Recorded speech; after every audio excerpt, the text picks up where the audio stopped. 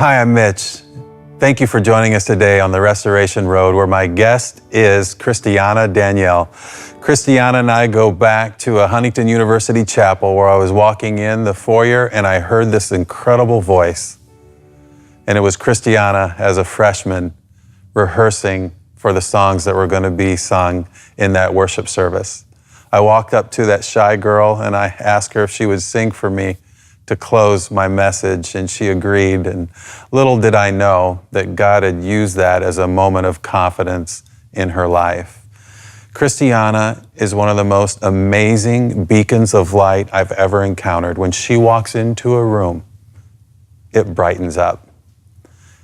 In her few short years, she's had an amazing story and an amazing journey with God. I hope that you enjoy this incredible time with Christiana Danielle. Christiana, thank you so much for being with us today. Thank you for having me. I think I'm chairman of your fan club. Oh, yeah. Yeah. I would come home from club volleyball practice with Lily and Haley.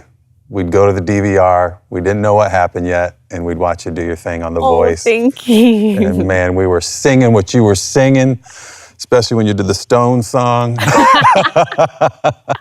We just loved you on The Voice. When's the first time that you sing?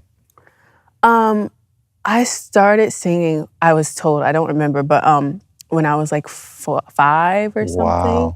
Yeah, I sang at my uncle's funeral, Oh, my my. aunt's funeral, and And you started singing in church?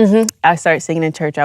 My dad would lift up the offering, and I'd sing with the little basket in my hand. I do remember that. That's pretty good. So tell me about the 5th grade showcase. Oh my God, it was my nightmare. 5th grade showcase, I decided to sing with another guy from my class. We were singing Destiny's Child, Stand Up for Love. I opened my mouth to sing a verse, and I just froze. And then I just started crying. I wasn't like boo-hooing, but it was just like tears. They just kept falling, and I was just like, and they all thought that it was a part of. Oh, like the act or Yeah, something? they thought it was like an act. I was like, it was such a dramatic pause, and then I ran off the stage, and I was so embarrassed. And then was that the last time you sang? That was the last time I sang. And I would do, the obligatory choir class that everybody does, but I was not being outgoing. My friends didn't know that I was a singer. So you had to take art or choir, and you weren't any good at art? Oh, I'm so not good, and I'm still not good at art. I admire. I'm not either. I can't decorate, I can't paint, I can't draw. So I was like, I'm gonna do art. So my senior year, I joined choir, and it was jazz choir. It was Magicals first, and then jazz. Magicals is like this medieval times thing, so that was a stretch. But jazz is what I really got into. I found Ella Fitzgerald. I found Nina Simone, which is my favorite artist of all time. I found Billie Holiday, and I was like, wow, all these people, especially Nina Simone, Billie Holiday. I'm not loving just the Michael Bublé's of this world. I'm loving like the old jazz. So it was cool. People haven't heard about them. I didn't hear about them. And in high school, you're also a tremendous athlete. I like to say tremendous athlete. Track, volleyball, cheerleading, and class president? At one point of time, track was the most consistent thing, but yes. And you became, we'll get to this, but you became All-American triple jumper? Yes. Can you describe what a triple jump is? Triple jump is you jump on one foot twice, and then you jump on another foot like a long jump into a sand pit. That's awesome. It's fun. It's like you're flying. Yeah. That is so cool. Well, your dad actually had you sing at nursing home visits, and your mom and dad also, they had a prison ministry. I think one of those days at the nursing home, he asked you to sing, and you don't want to? Yeah, so we would do nursing home ministry, hospital ministry. And one time we went to a hospital, and it's just my dad every time. And it's like, I said he was putting me on the spot, but I knew I was going to sing every time I went in there. And one day, guy's just laying there in the hospital bed, and he was like, okay, Christiana, would you like to sing? And I was like, no. I'm so tired. I'm over this. No, I don't want to do it. And I'm like, I'm tired of you putting me on the spot. And I said no. And I just walked away. My dad was just kind of like disappointed.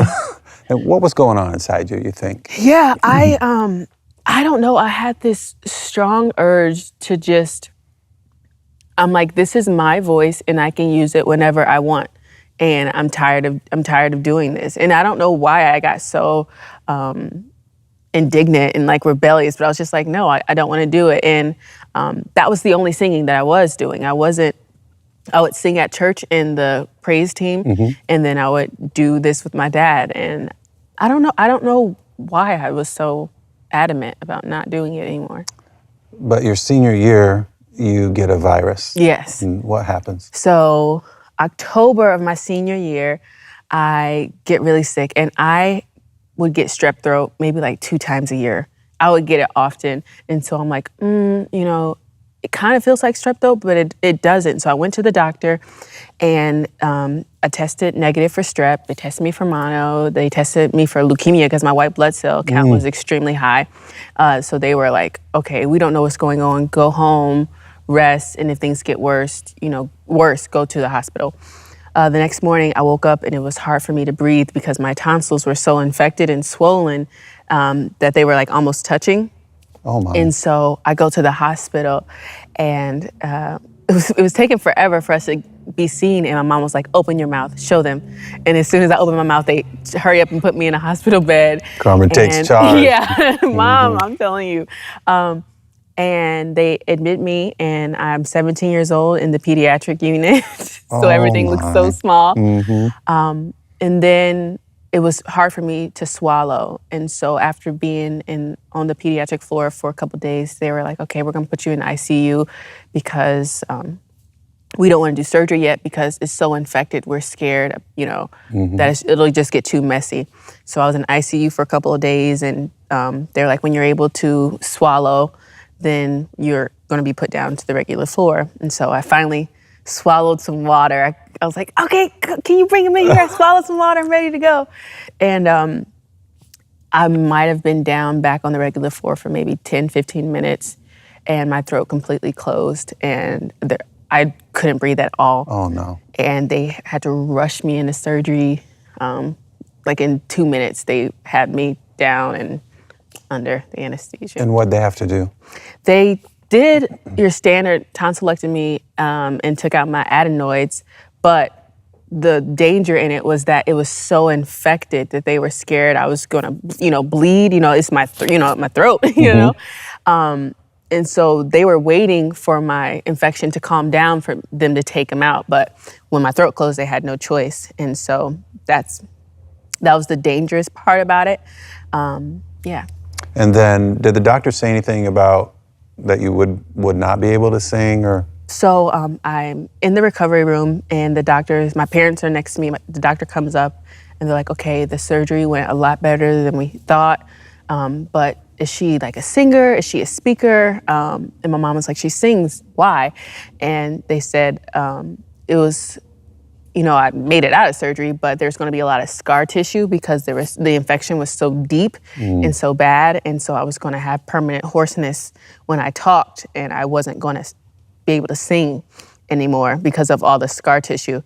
And I heard that. And you come out of, being all drugged up. And I was like, I heard that, and I just turned over and just cried and cried because I was like, what do you mean I can't sing anymore? So, yeah. And I think you had a question for God. Did you ask God why? Yeah, and so I turned over and cried, and as I began to recover, I'm like, why? I was so frustrated and mad, like, why would this happen to me? Why can't this happen to somebody who doesn't sing, And God was like, you thought that this gift was for you, and you thought that you had control over it, and so I took it away. I said, he's like, you don't want to sing, then you're not going to. You won't be able to. And that was just a moment of clarity, and I was like, wow. And I just, repented for my attitude, because I literally, my words were, it's my voice, and I don't have to sing if I don't want to. And I was just so convicted, and I said, God, if you give me my voice back, I promise I'm going to use it for your glory. I promise I will. Oh my. And And I was still recovering. It was like, 3 weeks of absolute silence. I couldn't say anything. Like Yeah. sign language kind of silence? Yeah, like not even a whisper. And my parents were like, what'd you say? What'd you say? And I'm like, ah. And then I was able to whisper, but I was still in choir class. My, God bless her, Miss Buttermore, my choir teacher, she loved my voice and she wanted me to be in the choir class, but she was like, I don't know, if you can't sing, you can't take the class. But she was like, sit here and hum whenever you can. And I started to hum. Then eventually I started to sing and I was like, oh my gosh. We went back to the ear, nose, and throat doctor. They're like, how are you able to do this? I'm like, I don't know. God, I talked to God. Did you sing a Gladys Knight song or something? Yeah. And in November or maybe December, fresh out of recovery. So it's very quick for me to lose my voice. I sang Aretha Franklin song or Gladys Knight song, My Imagination. And then I sang a Joe Cocker song, Unchain My Heart was Ray Charles, but I sang the Joe Cocker version. And so little gusto in the voice, right? Yeah. So I couldn't believe that. Wow. So you sang throughout the semester and you thought you were going to go to IU on a Lilly scholarship, and you walk into a chapel at Huntington University. Somebody says you ought to at least check it out. Yeah. I go into chapel. I'm like, oh, fine, I'll check it out to appease my parents, but I want to go to IU. I go into chapel and I see all these young people worshiping, and I was like, I've never seen anything like that before. We didn't have that many young people at our church, and I was like the holiest one, because I'm like the preacher's kid. I'm just like worshiping, and I was just taken aback. And I said, "Wow, I want to come here. I need to." That's amazing. You got the Horizon Scholar. Yep, I got the Horizon Scholarship, which made it a lot easier to make my decision. I bet it did. And my parents were like, "Oh, you're going no matter what." And my dad was like, remember the promise you made God, you're going to be more involved. I'm like, that's between me and God, So you get asked to sing with Joyful Noise, and you lead worship at Huntington University. So I'm doing chapel. They have you get there way too early. And so somebody's rehearsing, and I'm outside the room, and I hear this voice. And I thought, this door better not be locked. And I walk in there and I see this little girl. I think she had glasses. Did you have glasses? Yes. And she's singing, and it is one of the most beautiful things I've ever heard before in my life. And I walk up to you and I say, hi, Mitch, I'm talking today. Would you sing for me afterwards? And you were probably scared to death, right? I was so terrified. Who is this guy talking to me? Oh, gosh. And you said yes. Yeah. Because I knew no matter what I said, if you sang at the end, they'd have an encounter with God. No. And they did. Oh my goodness, it was unbelievable. I'll never forget that day. I went home and I was like, Mom, you'll never believe what happened. And I was so scared. I'm like, do I even know all the verses? That is just awesome. Oh, it was amazing. And that's how you got to know my daughter, Kelsey. Yes. And Kelsey then, fast forward, years later, asks you to sing in her wedding. Such an honor. And what I think is so funny is we're out in the foyer of the church, and you're walking by for the rehearsal, and I say, and now, from The Voice, Christiana Hicks. And you think, your eyes get real big, and you're thinking something. Yeah. What were you thinking? So I graduated in May. In June, I auditioned for The Voice. It was the open call. It was in St. Louis. Thousands of people showed up. I was waiting to hear back for a callback in July. I heard back, and I was going to the callback, and I couldn't tell anybody. Kelsey's wedding was in July. And I'm like, how did he? It was like, is this confirmation? I was that's what it is. Yeah, I was like, oh my gosh, I can't tell anybody this. It was so trippy. And Christiana, what's amazing to me is, did you sing Sitting on the Dock of the Bay to audition? Yep. So cool. 12,000 were auditioning in St. Louis, right? And you were last? Because we have a room of 10 people that you audition with. Okay. And I was the last one in my room when they called me up.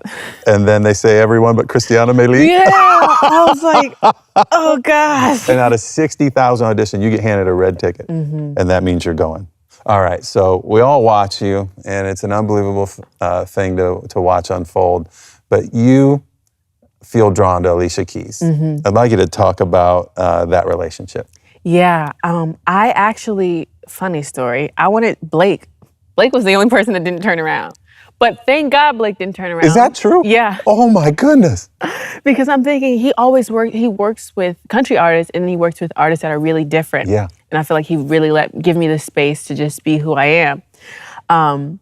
Blake didn't turn around. So I was like, okay, great. I don't know what I'm going to, I got to hear what they're going to say. Adam turned around in a second. I know, and that was this. amazing. That was amazing. And I was like, I just have to hear what they're going to say. And I'm, shaking and like, and when Alicia started talking, I was like, she gets it. She gets it. And she was just like, I remember her exact words. She goes, I just want to paint with you. You paint a picture. It's more than singing. And I just want to paint with you. So how does your relationship develop then during that time period? So we have, we meet with her. We talk about songs and song choices and just our vision for our futures. And every single time, I feel like I just gravitated towards her. She gravitated towards me. And the last week I was there, I'm, still in social work mode always. So I'm like, Alicia has a wall up. And I just really I want to That's connect. your major? Yeah. I'm like, I want to connect with her even on a deeper level because I felt like it was kind of meaningful, but still surface. And we sat on the couch and I just got to talk to her and ask her, what's her motivation? What keeps her going? How does she keep her content consistent? And then she was like, I have a question for you. After she was opening up, she really opened up to me and I really appreciated that moment. And this is all on camera, right? Mm-hmm. This is all on camera, but this, at this point, it feels more real and authentic. We're in a different setting. We don't have like thousands of lights. They're all kind of like behind. And Alicia's like, I don't get it. When you sing, I feel your pain and your passion and I feel the hurt. I feel what I need to feel when you sing. But when you're done, you just have this joy and you're smiling and I don't get it. What's your source? Where does this light come from? Oh my goodness. And I was like, perfect Jesus moment here. I'm not the kind of person that's gonna, shove Jesus down your throat. I don't think that's necessary. But I was so grateful that she saw him in me and she didn't know what it was. And so I was like, it's Jesus. I have a relationship. And I talked about, how my parents brought me up and my mom has been my rock and built my confidence up in my relationship with God.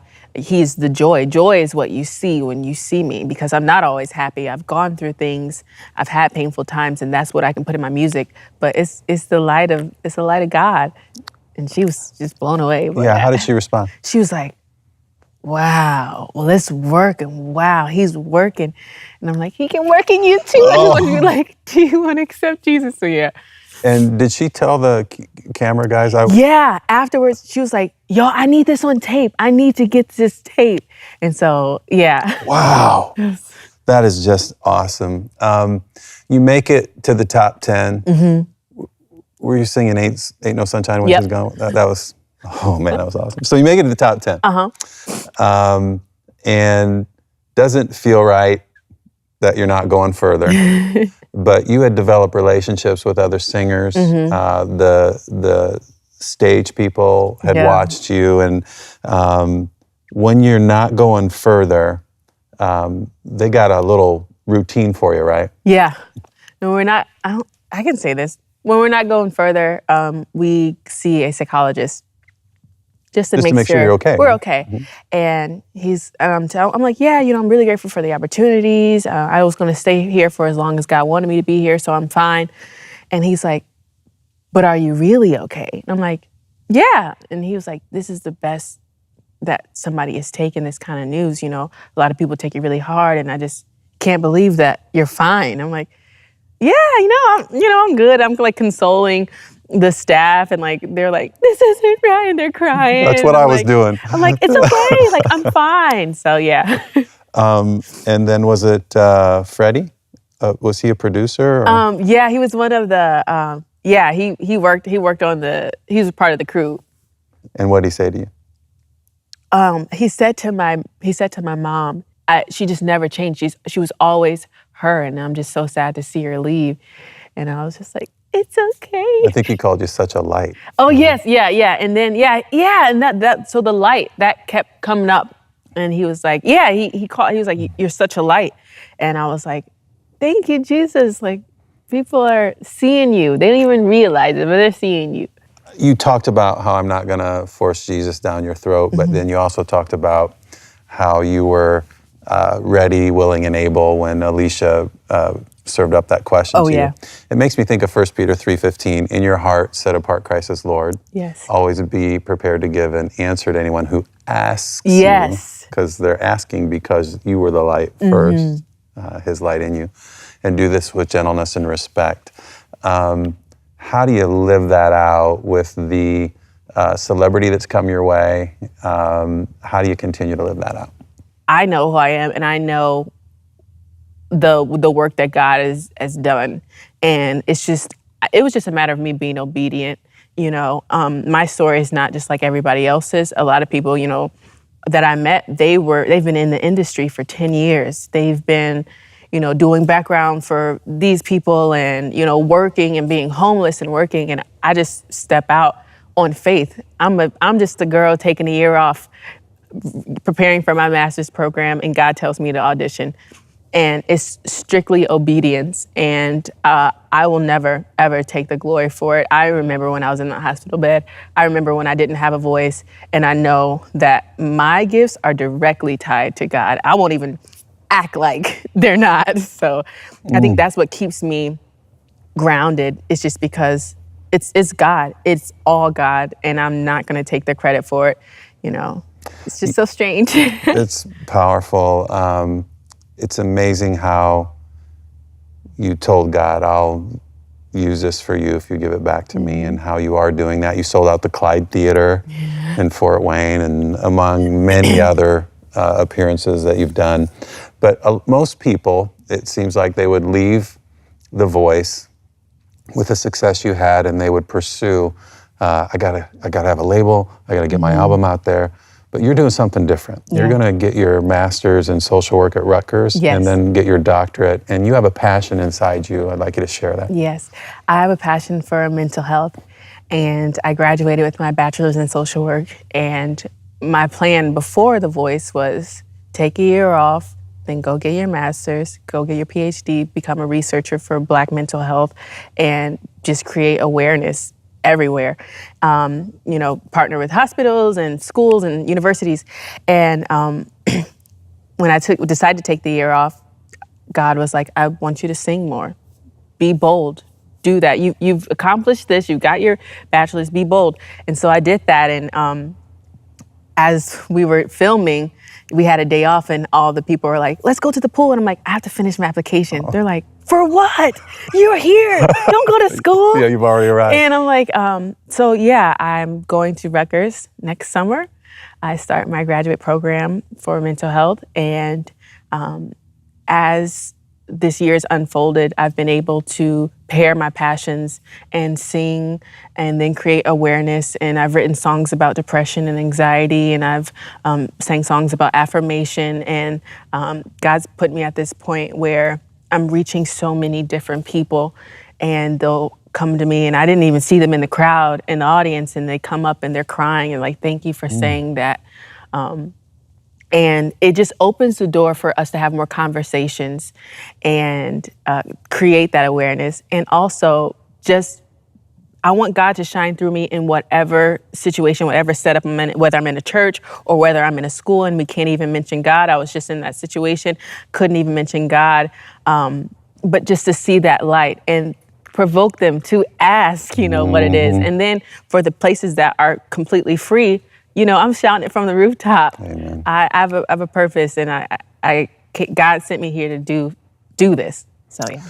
Christiana, it's been such a pleasure to have you here. I would love for people to hear the song I heard out in the foyer when I was walking into Huntington University Chapel and realized that I was indeed a talent scout. And it was Amazing Grace. And I don't think I can have you here without asking you to sing it for us. Would you be open to doing that? Yes. Oh, that'd be awesome. You know the words? Yeah. Well, I'll give you 2 verses, and after that, nobody knows the 3rd verse. Okay, that's right.